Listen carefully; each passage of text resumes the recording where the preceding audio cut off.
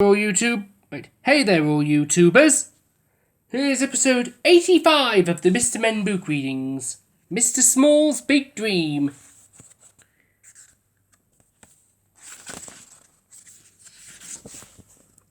Can you see the lights and hear the music? Because the fair has come to town, and on this beautiful spring morning, Mr. Small, Little Miss Greedy, Mr. Skinny, and Mr. Busy were on their way to the fair. If you want to see the most amazing things, follow me, cried Mr. Small. There's an animal trainer who gets wild animals to perform tricks right before your very eyes. Incredible! But Mr. Small's friends were much more interested in the bumper cars. Move out of the way, Mr. Small, called out Mr. Busy as he sped past. This isn't for small people like you. Because, of course, Mr. Small is so very small. The bumper cars are just too big for him. They're too fast, too noisy, and most definitely too big. Poor Mr. Small. Candy floss for sale, came the call. And immediately everyone hurried towards the man with the candy floss cart.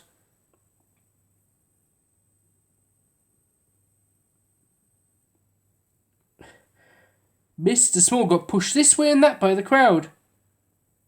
A large candy floss for me, please, said little Miss Greedy greedily. Me first, I'm in a terrible hurry, said Mr. Rush. I'll have a candy floss with 2 sticks, so I thought I can hold on to it better, said Mr. Clumsy. Please, could I have a small candy floss? Asked Mr. Small in his very small voice. But nobody heard him. Poor Mr. Small. A little further along, a man was calling out to the crowd. Roll up, ladies and gentlemen.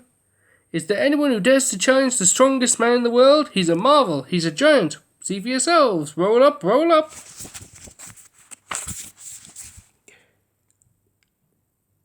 What are you waiting for, Mr. Busy? Teased little Miss Greedy. Aren't you going to challenge the strongest man in the world? I'm far too busy, replied Mr. Busy hurriedly. Perhaps we should send Mr. Small. This, of course, made everyone laugh. Everyone except Mr. Small, who tried to make himself even smaller than usual. Poor Mr. Small. Teasing. But much to the relief of Mr. Small, his friends moved away from the strongest man in the world and went into the Hall of Mirrors. And being a fair, the mirrors in the Hall of Mirrors were no ordinary mirrors, of course. As Mr. Skinny soon found out, he's wider.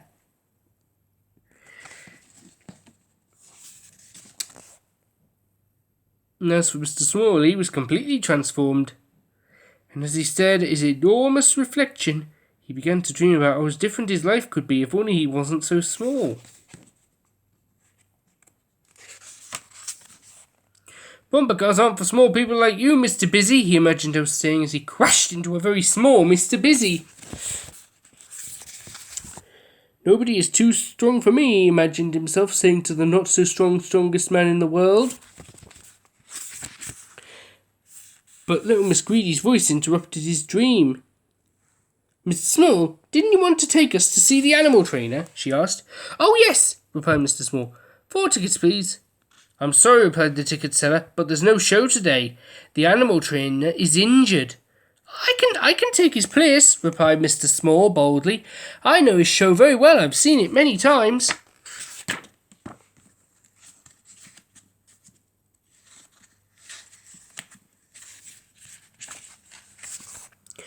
There was a drum roll and Mr. Small stepped on stage.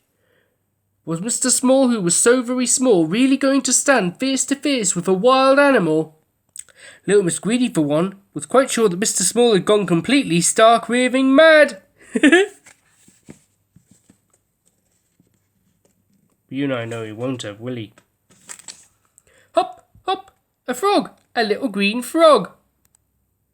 Yes, Mr. Small was standing face to face with a wild animal. A small green wild animal.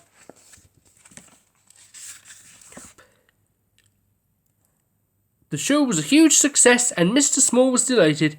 He had always wanted to be a wild animal trainer, and at last his dream had come true. A round of applause for Mr. Small, the greatest frog trainer in the whole world, announced the ticket seller. Hip, hip, hooray, cried Mr. Small's friends and the rest of the audience. And the last I heard of Mr. Small was that He had plans to open a flea circus, but that's another story.